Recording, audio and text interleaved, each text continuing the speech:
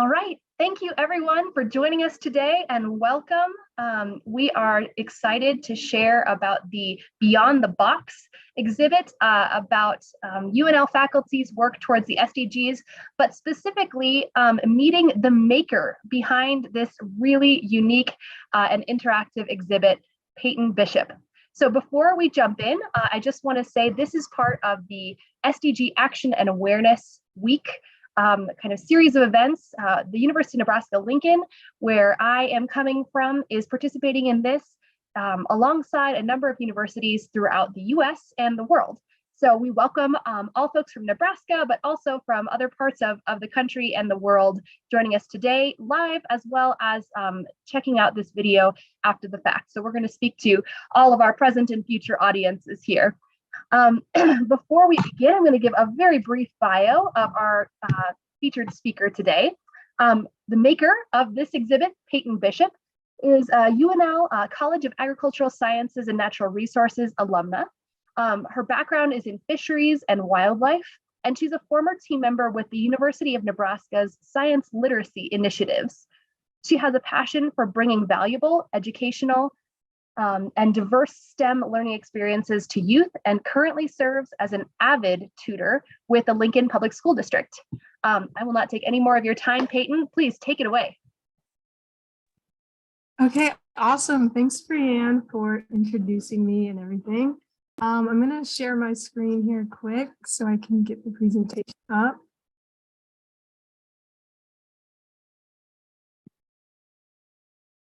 Okay, so I'm just going to get into it with the beginning. So this project is called Beyond the Box, and this specific edition is for UNL CASNR. So a quick overview of what I'm going to be talking about here. So Brianne did a little bit of my background already, so that's great. And then I'm going to go into kind of my very first projects, because I think that helps give kind of an orientation of where this all started and came from, and then how that led into this CASNR edition, and then diving into more of the specific features of the project, and then how this project can be adapted for other uses. So first, a bit about me. So like Brianne said, I graduated from UNL, I think in 2020, as a fisheries and wildlife major. Super interested in animals and outdoors and the environment and things like that. During my schooling, I actually started interning with the Science Literacy Initiative here in the engineering department, which was amazing because it helped me really figure out my interests. And a lot of things that we were doing here were kind of different from my major, but I really liked it because it taught me a lot, honestly, and it taught me, that I really do like working with youth and things like that. So that's how I kind of found my interest in working with youth. And then thankfully, I was allowed to be super creative at that internship. And so that's kind of how the project stemmed. And now I'm a tutor for LPS for a program called AVID, which is like a college readiness program that helps middle school students figure out, what their interests are and everything like that, which is really important to me also. I was in a similar college readiness program when I was in high school, and they helped out a lot with the college process and everything. So I really wanted to continue to help other students with that as well. So starting to talk about my first project. So when I was interning for science literacy, I was able to come up with my own idea for a project for what I wanted to leave behind after I graduated. And that really got me thinking, especially being a student in agriculture and natural resources. I really wanted to specifically highlight careers in that area, but specifically people of color in that area and all of the ways that they have, advanced agriculture and natural resources. So that was important to me because I heard a quote like, you have to see it to be it. And so working with youth and showing them scientists that look like them and engineers that look like them and their experiences and what they went through to get where they are and how important they are, I think is very helpful for students in thinking about what they might want to do. So the project goals for that were to, of course, showcase careers in that area, but also provide youth with ways to connect to science and also introduce students to, like I said, scientists that look like them in order to promote diversity in these spaces. And then, so the different parts of that project were mostly talking about Black scientists and engineers and their experiences. I got a lot of the interviews and things that I used from that from a website called History Makers that interview people of color and everything about their careers and all of that. And there is a link on this slide, so you can go check out where the original project is on the website for Growable, which is the new science literacy name. So the way that I went about this project was trying to find a way to give this information to students in a fun and exciting way that was a little bit different than how they normally would see it. So to do this, I did a bunch of research and then I found Museum in a Box. So Museum in a Box, they create these boxes. So they're internet connected, Raspberry Pi powered boxes with speakers, pretty simple build, but you can turn collections and objects into stories. So when you set an object on the box, it's able to play audio that goes with it. And that helps to tell the background of the object that you chose. So I'm going to play this quick 1-minute video just so that you guys can see what the box is about. Museum in a Box is a new way for people to interact with digital cultural heritage collections. It taps into the wealth of images, audio, 3D, and expert information that museums and other organizations put online every day. The way Museum in a Box works is simple to understand and immediately rewarding. Here's how it works. First, choose a collection. Then, take an object. This could be a collectible playing card, a 3D print, or a picture postcard. Boop it on one of our brain boxes. Hello, I am Hoa Hakananaya. You can call me Lost or Stolen Friend if you like. Because our brains are connected to the internet, you'll get something new tomorrow, next week, and next year. Better yet, why not record your own thoughts and observations and send them to another explorer anywhere in the world? Museum in a Box promises to exponentially increase access to museum collections thanks to clever wireless interactions and internet-connected objects. One day, we hope people will be able to curate their own content from collections all across the globe through Museum in a Box. Something like Spotify, but for museums. Thanks for watching. So when I saw that, I thought that it was a very interesting.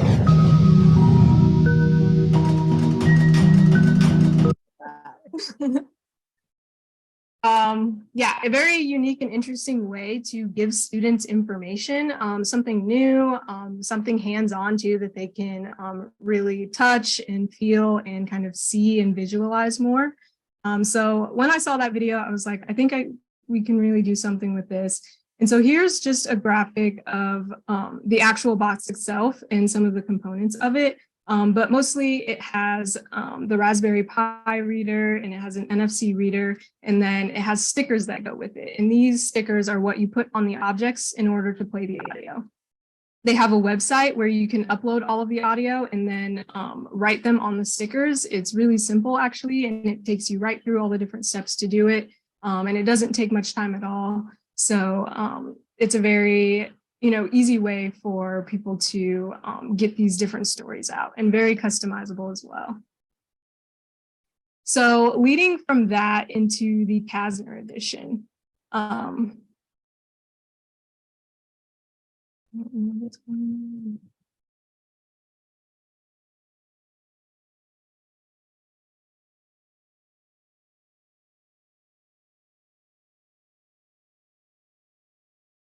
Just 1 second, it's loading.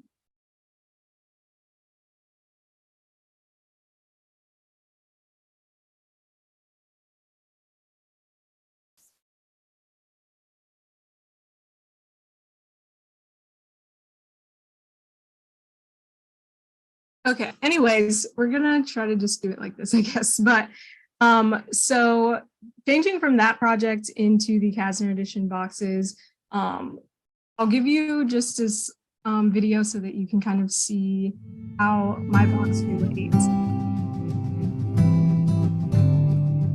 The CASNR edition of Beyond the Box is the newest installment to the interactive career exploration series.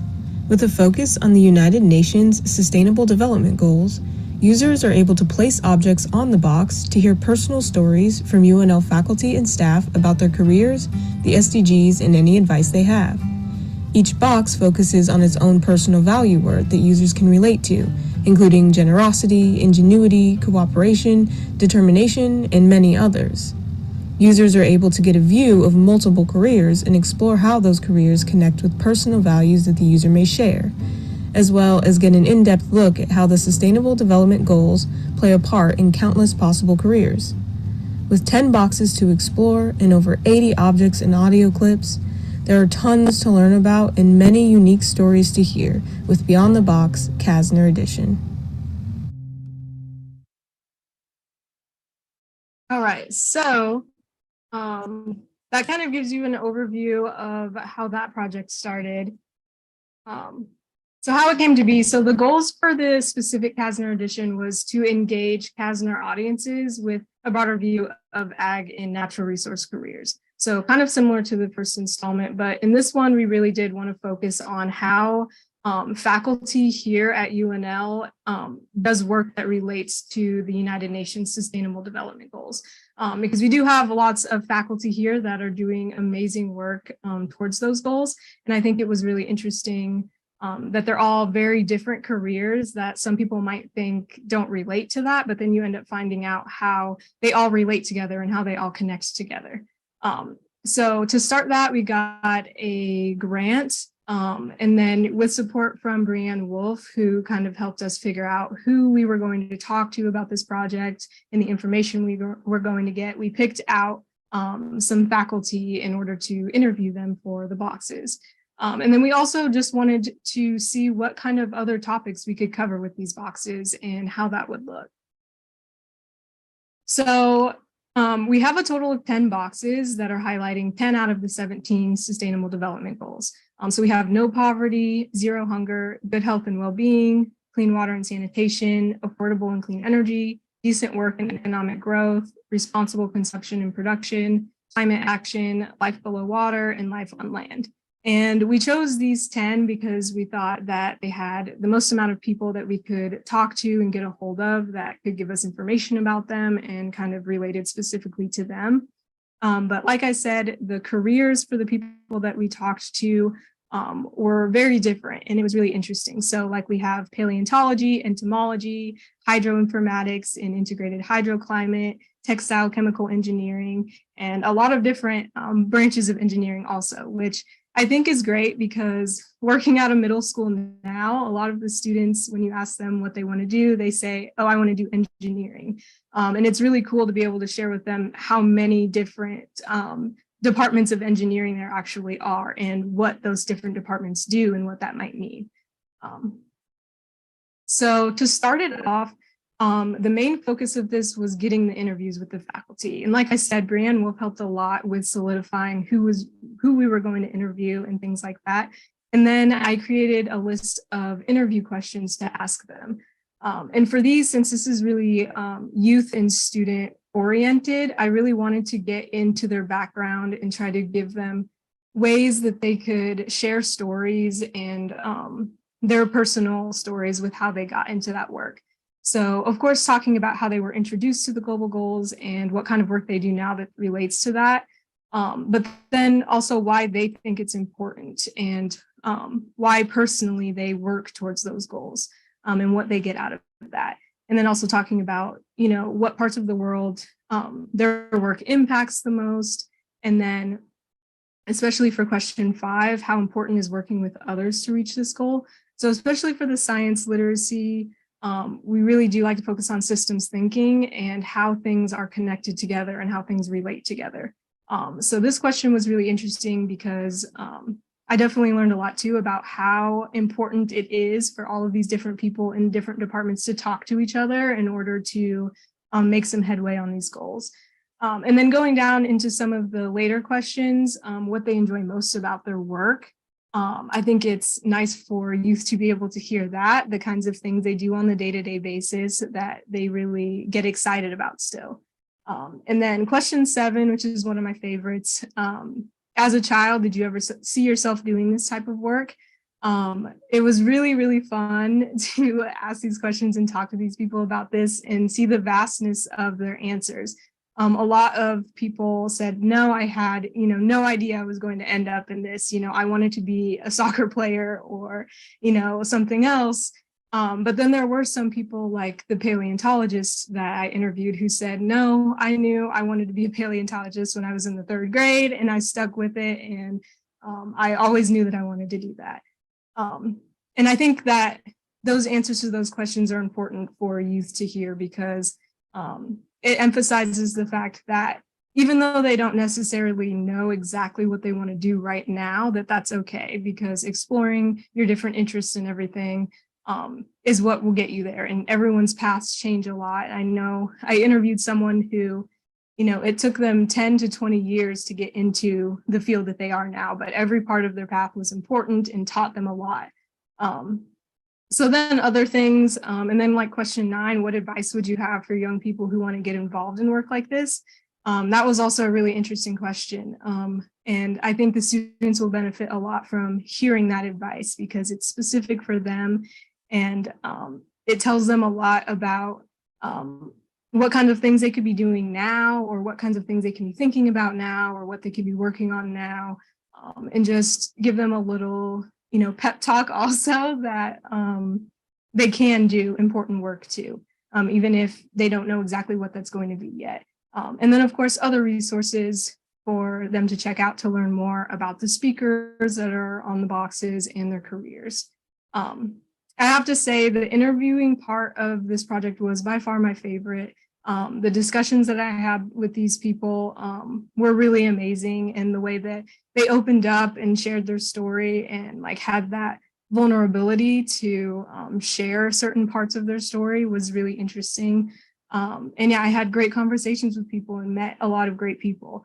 And I'm very thankful to all of them for participating in this and offering this advice and taking the time to go through this with me. So yeah, definitely my favorite part of the video or the interviews. And then I do have a QR code on this page that will link you to an interview video, just to see an example of what those were like so that you can see the faces, hear the voices of the people that I talked to. And I will be playing that at the end also for all of you guys so that you guys can hear that. And yeah, that one specifically is all of them answering question 7. So lots of laughing and giggling in that. So one of the other really cool parts of the project that you might have noticed in the overview video was the value words. So after going through all of these different careers and talking to all these people, I really wanted to focus on a value word for each person or each career that could really encapsulate kind of what they do and what they're about. I think using these words are easy for students to kind of help them see where they might fit in that. And like I said, even if they don't know what exactly career they want to do, or even if they don't know what the career is that the person is doing, if they relate to that value word and they, have that same value, it's interesting for them to see how that value can translate to so many different careers. So if you, like taking care of people or things like that, it could just kind of shows that that doesn't necessarily mean you have to be in like the healthcare field or something like that, these jobs in ag and natural resources also do a lot of work towards, helping people and cooperation and engagement and compassion and things like that. And then also, I feel like these value words bring a lot of humanity to these people in these fields, instead of just thinking of them as scientists or researchers or professors. It really brings their human side out and shows and other ways that you can relate to them as you're listening to the box. So these are all 3D printed objects. So the words are 3D printed, and when they place the object on the box, they can hear about how that person kind of embodies that value, how they integrate that value into their work, and why it's so important to them. So then another part of the project, for each box, there's also 3 objects that focus on discussion questions.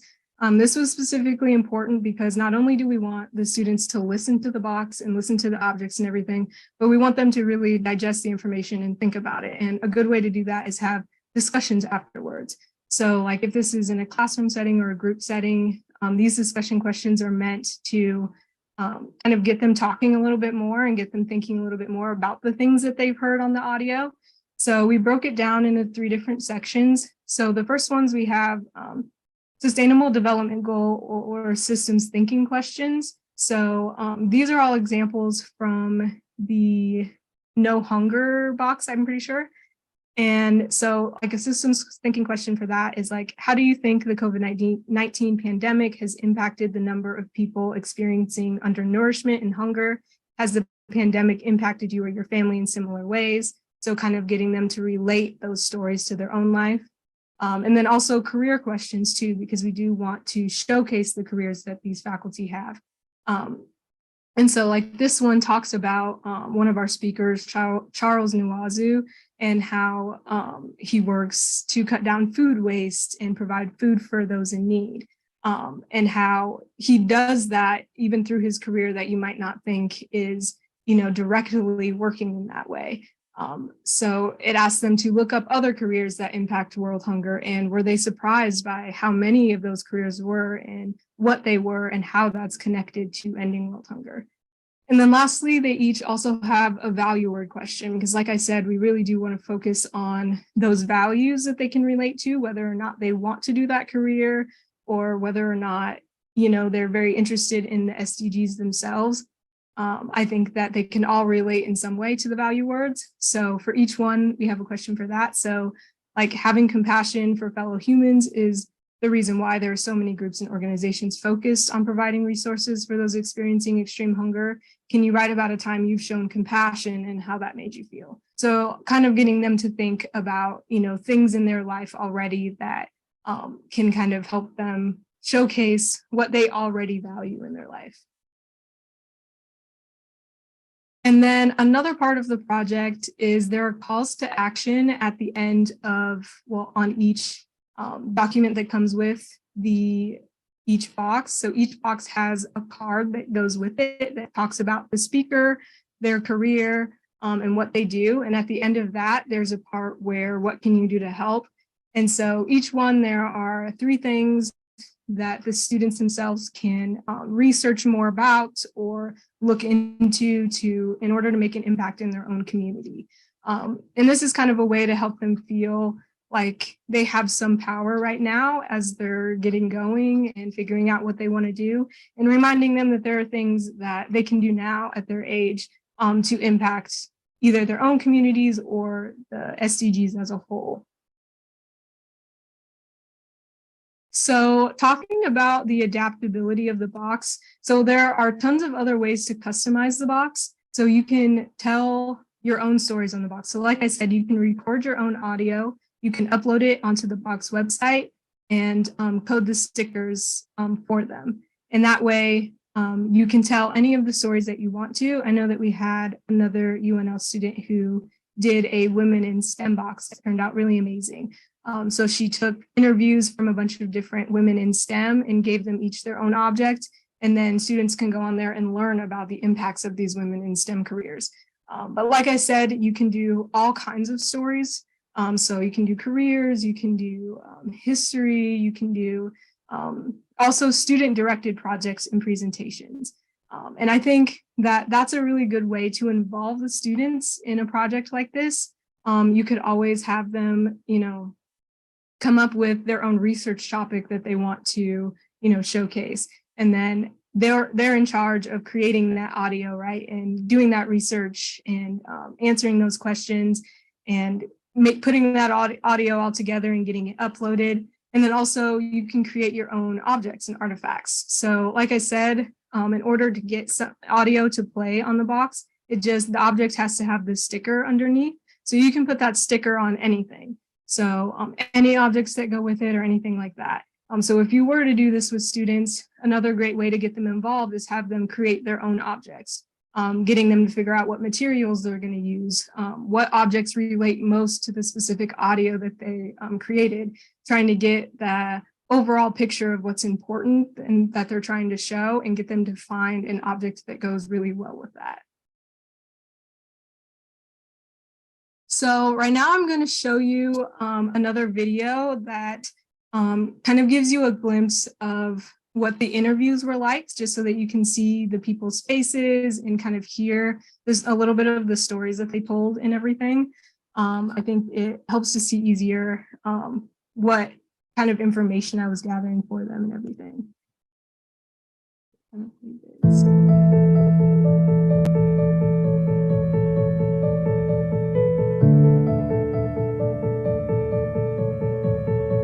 As a child, did you ever see yourself doing this type of work?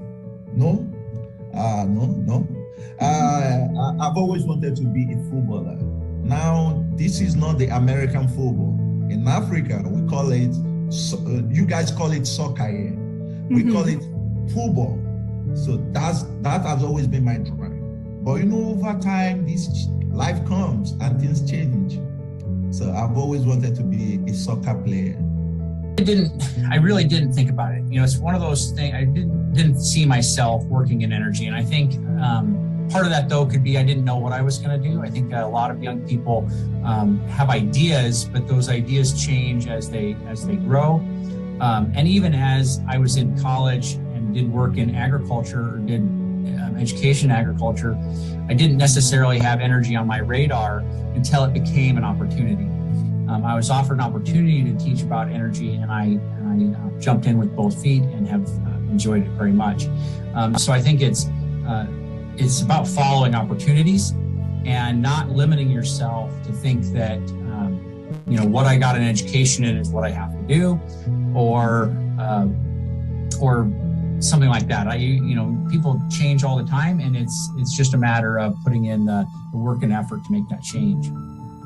A good question. I didn't think I didn't think so very much. I mean, my parents were educators, teachers, and I thought it was a little bit boring because you always want to do something different from your parents. Right. So I thought, well, education is good, all good, but I think I want to be in business. That it seems like more action driven.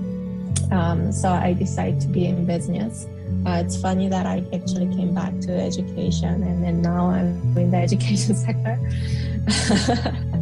but I guess I believed in the power of education.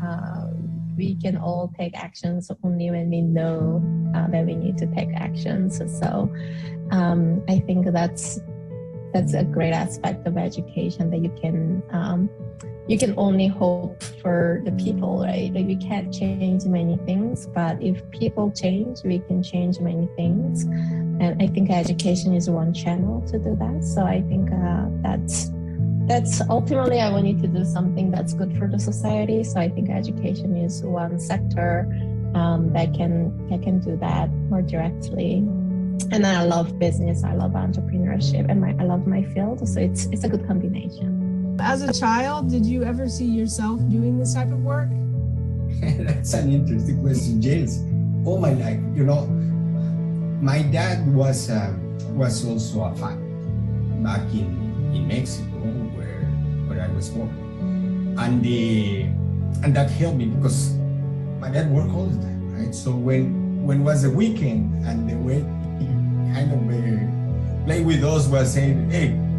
He brought us to his office, right? And he put us to work on some things while he was working on his own. Or there were some kids in close to the building where he worked, and we used to play there. So we kind of nurture science, and me and my brothers and I, on what science research and being a faculty was. I was the only one who became a faculty, but my other brothers, one is a high school teacher and the other is a physician. So we nurtured a little bit the science and the educational part as the interaction with my father. Yeah, so as a child, I think someone in my family has a piece of paper from like second grade or something. In second grade, they were like, all right, write down what you want to be when you grow up, right?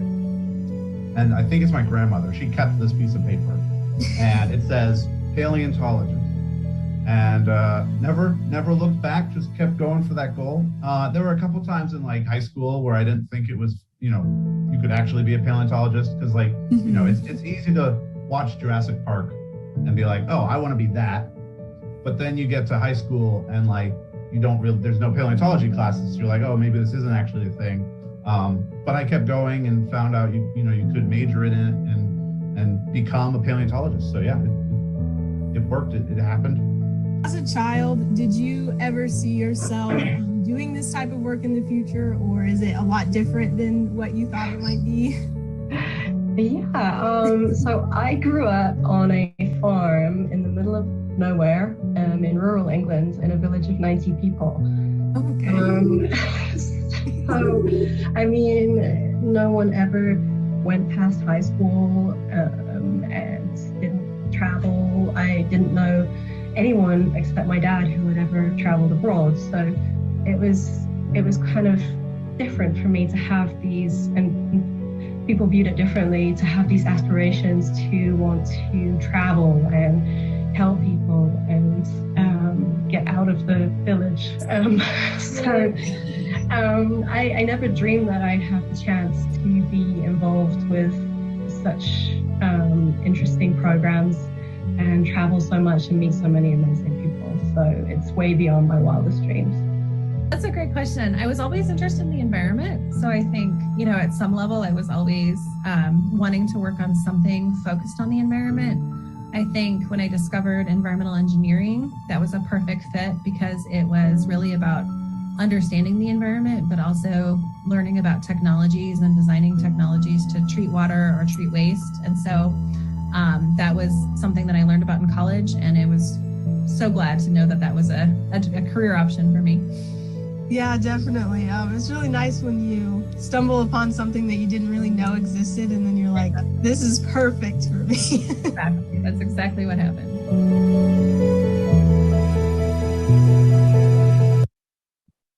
Okay, so I think that helps to give a little bit more of an idea of all the information and things that I was able to gather from those videos. And there are tons more footage and everything that I have about those, especially about advice and personal stories from their life about how they wanted to go after these careers and how they wanted to help people and make a difference in these things, and kind of the weird ways and routes that they took to find it. And I think hearing those things from the people that are actually doing it right now are really beneficial to students.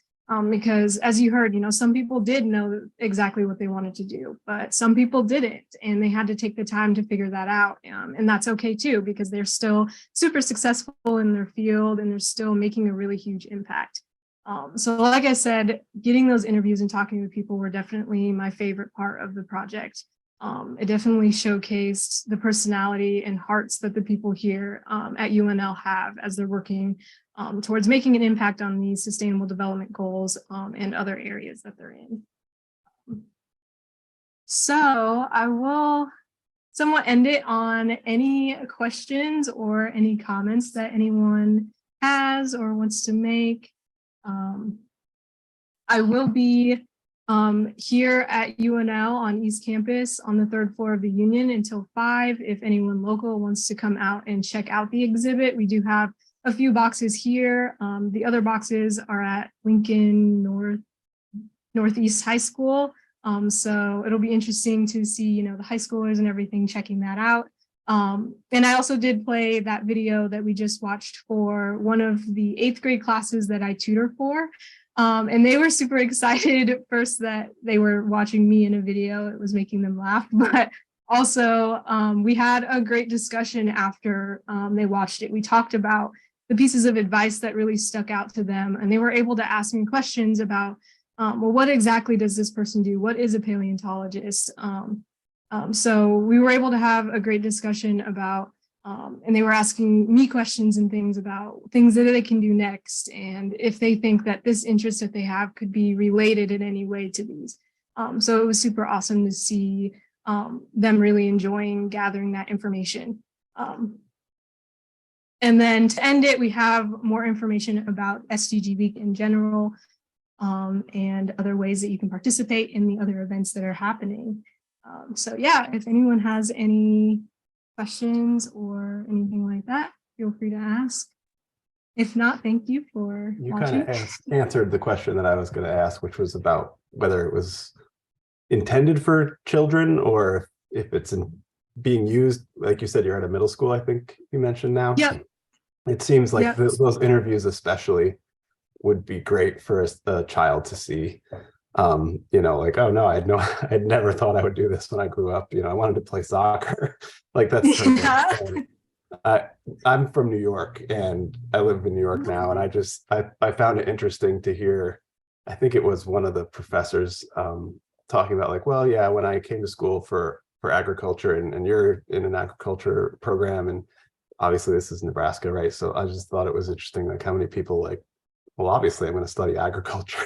That's just not something that you hear very much in New York. So that also struck me as kind of interesting, but it's a great project. And I guess you're definitely using it at the high school and middle school level, but was it designed for that? Or is that because that's where you are now? So it was designed for middle schoolers and high schoolers in mind specifically. A lot of the information about the careers and everything is geared towards that age. So in ways that they will, understand what those are about and all of that. And really focusing on speaking to them when they're at the age where they are being questioned about what they might want to do for a career or where they want to go next or what their interests are. I know they're doing so many talks about, careers and things like that at that age. And so we really thought it was important to kind of target them and to give them this information so that they could use it and hopefully help them out as they're going through the process. Definitely. And I didn't mean to interrupt you, Brianne. I saw you had your hand up. I just started talking. Not at all. No, I'm so glad to have the question. I just wanted to follow up. I honestly, as a person midway into my career, I'd still like to hear these stories. I mean, I didn't know that this is what I was going to do. And I had this many twists and turns in the path along the way going there. So I think it could be really useful for folks of all ages, for sure, Peyton. I did want to ask though, relating to the construction of the boxes, they require a little programming, a little bit of technical know-how. Was it a lot of a learning curve learning to do that? Or had you done that before? How did you first get into that kind of actual creation of those mechanisms? So honestly, getting the museum in a box itself, it comes with everything that you need in order to get started. So once you get the box, it comes with the stickers and all of that. And then they do have a website that you get on. And once you log into the website, it kind of takes you step by step in how to do that. So first, it'll take you to the step of uploading your audio. And so for that, I did, of course, all of my interviews over Zoom because COVID reasons, but so pulling all of that audio and different things and clipping together different audio pieces, that was kind of a learning curve for me just because I had never really worked with audio and things like that before, but I found a ton of really great free website resources that I use that made it super easy to clip down the audio and kind of move things around and get the different pieces out that I wanted, because I did have to break up each interview into the different components to add to the box. But once I had all of the audio and I got on the website, you just click upload and it will let you upload the audio file from your computer. And then it'll let you take a picture of the object that you're going to use for it. And so going through the different objects that we were going to use was also a process in itself, right? Because we had to find objects that kind of represented what they were speaking about. And so some of the objects are handmade. Some of them, like I said, are 3D printed models. Other objects are like laminated cards and things that they can set on. And so figuring out like what those pictures would be and what details those would have on them was took a little bit of time, but like we have here, this is a laminated object piece that has the sticker on the back. So this is what the sticker looks like. and they come in the kit. So you just stick it on. And then once you stick the sticker on, and you're on the website and you have the box in front of you, you just set this on top of the box and then click, I think it's called write. And then you click it and it takes like 2 seconds for them to program the audio onto this specific sticker. So it's no work on your end to actually do the programming of that. It happens all on their website. And then once you click that write button and it goes on there, then the sticker's ready to go. So you can pick that sticker up, set it down, and the audio automatically starts playing out of the speakers. It's really cool. I feel like folks who might be watching this now or later really might be encouraged to try that out, knowing that it's a little bit user-friendlier than it appears at first glance. Yeah, and I did actually somewhat pilot the experience of having students create their own audio and objects with the Emerging Ladies Academy in Omaha. And so I got with them a couple of times and they selected someone that they wanted to showcase. And at that time it was a Black female herbalist that they were talking about because in their groups, they were learning about gardening and things like that. So we let them pick who they wanted to showcase. And then they all took some time to do a little bit of research. And then I kind of let them figure out how they wanted to display that audio. There's tons of ways you can do it. So like in the original Museum in a Box video, you saw how they put artifacts on there and they had someone who was kind of like voice acting and pretending to be that artifact. So you could do it that way too. You could pretend to be that person, or you could do it more as, you know, a report style where you're just kind of saying what you need to say. So I let them do that and everything. They recorded it right on the laptops and got it all together. And then we all wrote the stickers together. And they were super excited to hear their own voices come out of the box when we put them on. So that was really fun. And especially students now with how, you know, tech savvy they are, they were like, oh, this is nothing, this is easy. So, so yeah, experiences like that are really fun too. And students really enjoy feeling really involved in the project. Like I said, hearing their own words come out of the box, being able to dictate what story they're telling and how they're telling that. They seem to really enjoy that. So. Sorry. Peyton's here with me, and this is Erin. So I have a question, but I'm gonna not be I'm not on my computer audio. So I'm gonna come over here.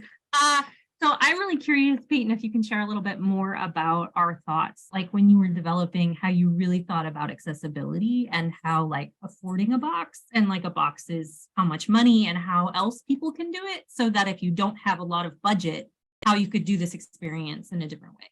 Right. So that's definitely a great thing to bring up. So the box itself is something that you have to purchase, and it can be quite pricey. So that might be not feasible for certain schools or certain programs and groups and things like that. So another cool way that we thought might help with the accessibility is using QR codes. So there's a bunch of free websites out there where you can generate your own QR codes for audio, and you can connect a QR code to audio, a video, a picture, anything like that.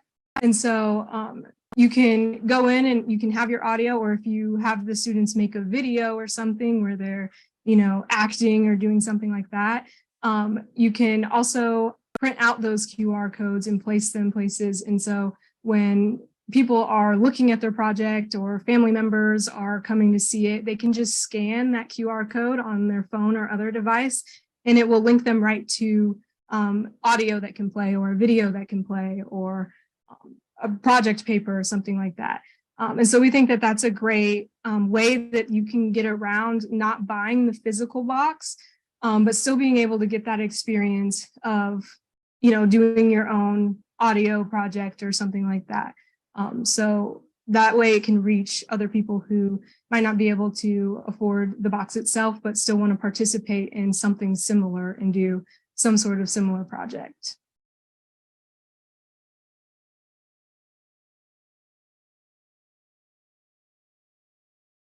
Last chance for any questions.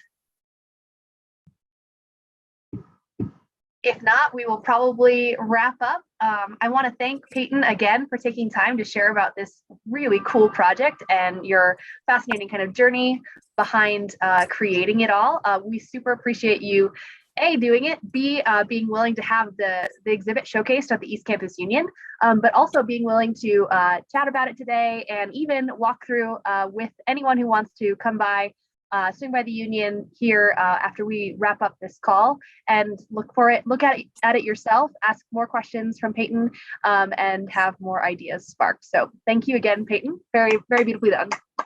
Thank you for asking me, and thank you for everyone for coming to watch and participate in everything. I was super excited to be able to share this with people. So yeah, thank you guys for being here.